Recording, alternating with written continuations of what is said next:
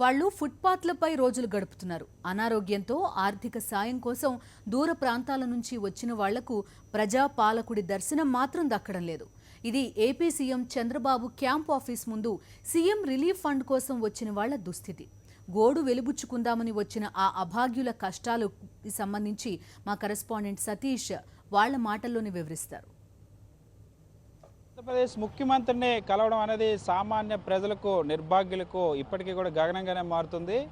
ఎంతమంది ఎక్కడ చాలా దూర ప్రాంతాల నుండి వచ్చినప్పుడు కూడా సీఎంని కలిసే అవకాశం మాత్రం వాళ్ళకి కనిపించడం లేదు. కనీసం గేట్ లోపలికి కూడా ఎంటర్ అయ్యే పరిస్థితి లేదు.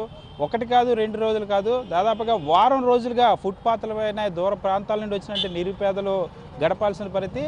ఆ ఫుట్పాత్లపై కూడా సీఎం కార్యాలయం దగ్గర మాత్రం ఉండనివ్వట్లేదు. మనతో పాటు ఫుట్పాత్లపై గత వారం రోజులుగా విజయవాడలో సీఎంని కలవడం కోసం అంటూ వచ్చిన బాధితులు ఉన్నారు. వాళ్ళతో మాట్లాడే ప్రయత్నం చేద్దాం. మనతో పాటు ఉన్న ఈ వ్యక్తి వికలాంగుడు, ఎందుకు ఇక్కడికి వచ్చాడో, ఎన్ని రోజులు ఇక్కడ ఉన్నాడో చూద్దాం.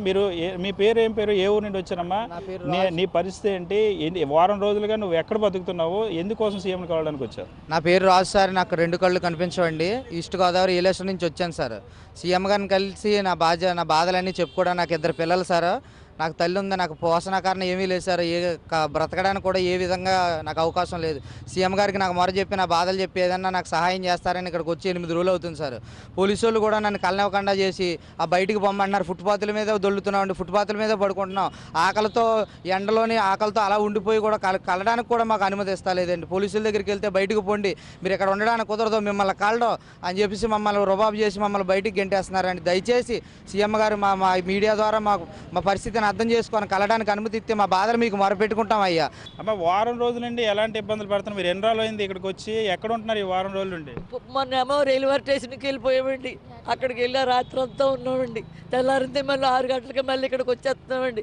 ఇక్కడికి వచ్చి అయ్యర్ల మీద కూర్చుంటే బయటకు గెంటేస్తున్నారండి. లోనకి కళ్ళెత్తలేదండి. అయ్యగారిని కొలుతాం, మా మర చెప్పుకుంటామండి. అన్నీ సరగాలు పండెత్తలేదండి. బిడ్డలకి నీళ్ళు నిప్పులు ఉండటం లేదండి, అన్నం ఉండటం లేదండి. కప్పుకున్నాడు కూడా గుడ్డ లేకుంటున్నామండి. మేము ఎంత దీనతీతలో ఉన్నామండి. మా బతకడానికి కూడా ఏమీ లేదండి. గత 4-5 రోజులుగా వెయిట్ చేస్తున్న వాళ్ళు ఉన్నారు. మీరు ఎన్ని రోజులు అయింది వచ్చి? మీరు దేనికోసం వచ్చారండి? 10 రోజుల నుండి తిరుగుతున్నాం అయ్యా. సీఎం గారికి చూపించి, మా బాబు 10 సంవత్సరాలండి ఈ బాబుకి.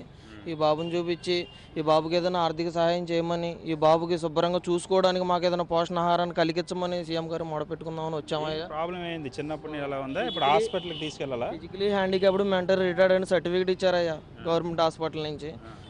నా భార్యను చూపించి, నా బిడ్డను చూపించి సీఎం గారు మొదపెట్టుకుని, అయ్యా నాకేమైనా దారి చేయండి, నా బాబుని చూసాను వారం ఎన్ని రోజులు ప్రయత్నిస్తే ఏం చెప్తున్నారు? తిరుగుతున్నాం అయ్యా. మరి ఆ గేట్ దగ్గరికి వెళ్తే గేట్ దగ్గర నుంచి మీరు ఇప్పుడు కాదు సాయంత్రం ఉండండి, లేకపోతే రేపు పొద్దున్న రండి, లేకపోతే రేపు సాయంత్రం రండి అంటున్నారయ్యా. కలవనొత్తలేదయ్యా. లోపలికి వెళ్ళడానికి మీకు అవకాశం లేదమ్మా, మీతో మాట్లాడడానికి కుదరదు, మిమ్మల్ని చూడరు.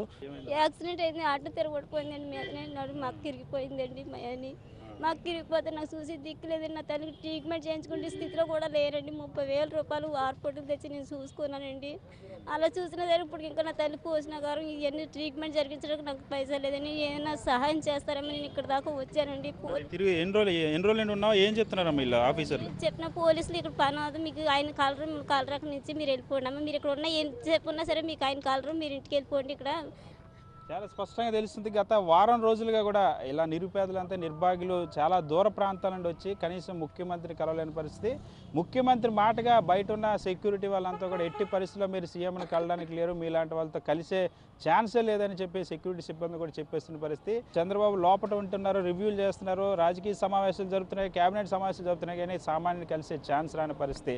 ఒక కష్టం చెప్పుకోవడానికి ముఖ్యమంత్రి వస్తే తీరుస్తాడని నమ్మినే ఇక్కడికి వచ్చే వాళ్ళందరికీ కూడా తీవ్ర ఇక్కడికి వచ్చాక నిరాశ ఎదురవుతుంది. ఇప్పటికైనా ముఖ్యమంత్రి చంద్రబాబు స్పందించి వీళ్ళ సమస్యలు పరిష్కరిస్తారని ఆశిద్దాం. వీడియో జర్నలిస్ట్ రామకృష్ణతో సతీష్, సాక్షి టీవీ, సీఎం క్యాంపు కార్యాలయం, విజయవాడ.